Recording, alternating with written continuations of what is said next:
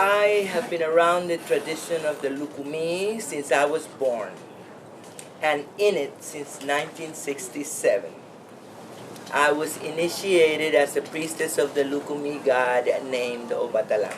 And then I became an Omodo, which is the traditional cook. Cooking for the Orishas has been my central preferred job in my years as a priestess. And I realized that the food that I had been raised on and that I ate all my life were the foods of the gods, of the Lucumi gods of Cuba. The preparation was different, but the ingredients were the same. And this just made me fall in love all over again with the idea of cooking and mixing. Anyway, I realized at that time that eating was the most important activity that we humans do, actually, that nature does, because they eat also. Hence, the importance of food. Without it, we are nothing, we perish. So, it became a sacred thing to eat and to have food. Banteisray means women's temple, so we named ourselves after the temple in Cambodia that is the only temple that was not built by a monarch or for monarchy. It was actually built by a scholar who worked with folks who had illnesses or were dealing with poverty. And so we named ourselves Banteisray because we want to be able to provide a space for young women to really relearn how to love themselves. And so with that, we have a women's program where they learn about self-esteem, they learn about women, reproductive health, sexual exploitation, how to have a healthy relationship, how to build healthy relationships with your peers.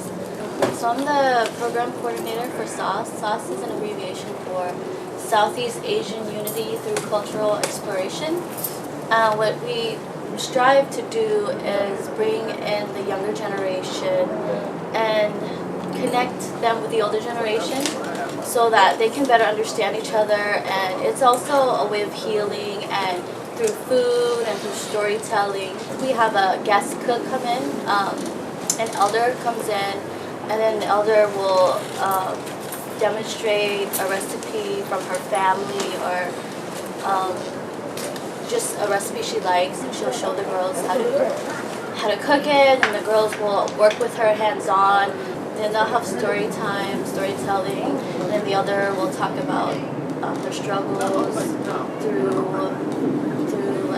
before coming to America, immigration, and being a refugee and everything. And then it's really a big impact for the girls because a lot of times growing up in America, they don't really know the struggles of what the elders are going through, and they can't really understand it. And then the elders can't really understand, why the girls aren't listening to them or why they're pushing away from their elders.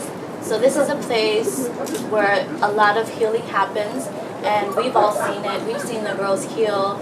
Actually, it's a lot of laughter, tears, and everything that happens there at the dinner table. But at the end of the day, we have a really good time, and it's a lot of love and connection there. I'm going to take you guys to one of the coolest new parts of our farm, which is our aquaponics project. Basically, what's happening here is that at the very end of the greenhouse, you see that there's a big tank of water, and in that tank are lots of fish.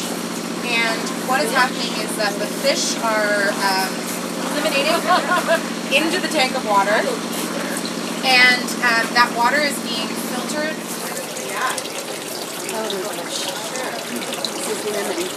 So basically everything that's growing in here is without soil. They really, really thrive.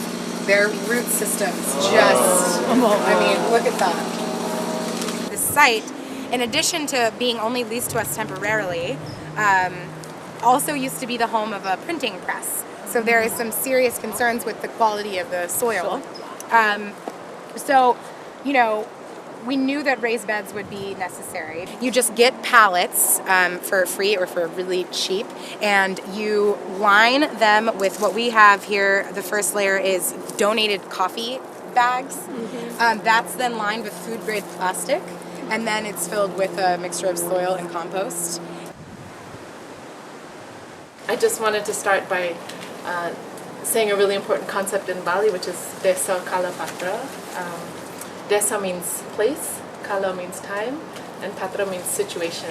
Everything happens in a specific time. Right now, it's October 13th. It's a beautiful Sunday afternoon. We're here in this beautiful farm that feeds so many people. We're not in Bali. We're in a special situation where we're with a lot of people who love culture, who love the arts, who love the earth, who respect the spirits. I asked my priest, who is a member of our family and very close to our family, when we were making offerings, well, why do you make all these offerings? Which is a question no Balinese could really ask, because you just don't ask that question, right? But he said, it was a beautiful answer, because he said, I'm not the earth, I can't make these plants grow, and I can't make those chickens grow, and I can't make those pigs grow. I can only take those things that God has provided to us and arrange them a little bit in what I think is a beautiful shape or form or something that tastes beautiful, and then I give that back.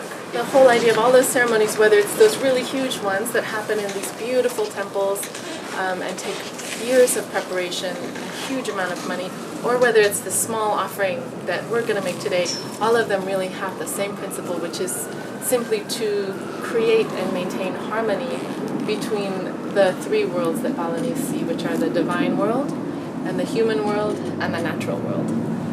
And so we give our offerings to the divine world as a gift, as an offering of thanks. When we make offerings, we make it together with other people, so we're able to sit with our friends and say, oh my gosh, my daughter's blah, blah, blah, you know, and oh my gosh, I think I'm going to lose my job, or oh, my husband and I just got in this argument. You have all of this time to be with people and to talk through all of these tensions that might be happening. So the process of making these offerings is in and of itself a way for us to come closer to our community. No matter how big the ceremony, no matter how small the offering, it's really just about that harmony, creating it and understanding that the harmony can't just be made once. It's every single day, all the time. Every time we cook, we make an offering. It's an ongoing, lifelong, generations after generations after generations of maintaining that harmony. You always have so much kale.